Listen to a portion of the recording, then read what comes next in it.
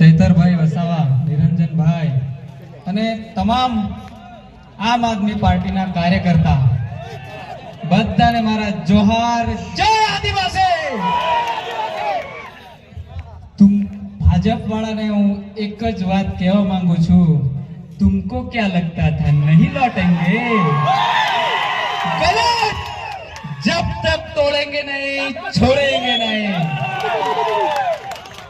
भारतीय जनता पार्टीना गुलामो, તમને હું અહીંયાથી કહું છું, આજે હું મને જેલમાં નાખ્યો, કસ્ટડીની અંદર સાહેબ હું હતો ત્યારે એક ભાજપના એક કાર્યકર્તાએ, એક ભાજપના મળતિયાએ આવીને મને કીધું કે તારી વ્યવસ્થા જેલની અંદર ટિફિનની વ્યવસ્થા કરી દેવામાં આવેલી છે, 6 મહિના તો તારે 100% રહેવાનું છે, એટલે ચિંતા ના કરતો।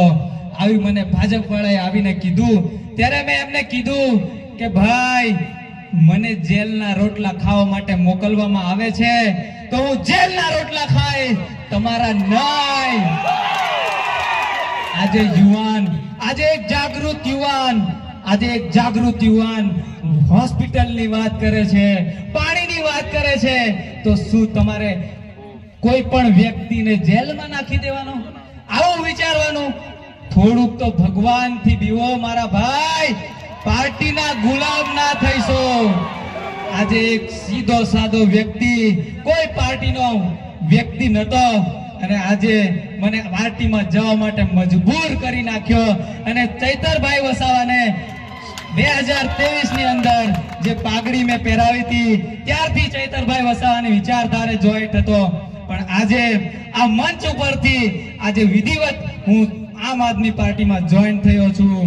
આજે મારા કવાંટના વિસ્તારની વાત કરીએ તો રસ્તાઓની વાત કરીએ, પાણીની વાત કરીએ, ત્યારે ભાજપના નેતાઓને તેલ રેડાય છે, પેટમાં તેલ રેડાય છે દોસ્તો। એટલે આ યુવાન જાગે, એને જેલમાં પૂરી દો, નહીં તો ગમે તે રીતે એને હેરાન કરી દો। આપણા આંબા ડુંગરના જે સરપંચ છે એમને પણ એમની નોકરી છોડવા માટે મજબૂર કરી દીધા। એટલે આજે રાઠવા આદિવાસી બોલતો ના થાય એના તમામ પ્રયત્નો આ લોકો કરી રહ્યા છે દોસ્તો। પણ કઈ વાંધો નહીં, આજે આમ આદમી પાર્ટીના વિચારધારા સાથે જોડાયેલા છે ચૈતરભાઈ વસાવા। ડેડિયાપાડાની અંદર ચૈતરભાઈ વસાવા વાળી કરી, ગોપાલભાઈ ઇટાલિયાએ વિસાવદર વાળી કરી, આપણે કવાંટ વાળી કરવાની છે કે નહીં? એટલે આ મંચસ્થ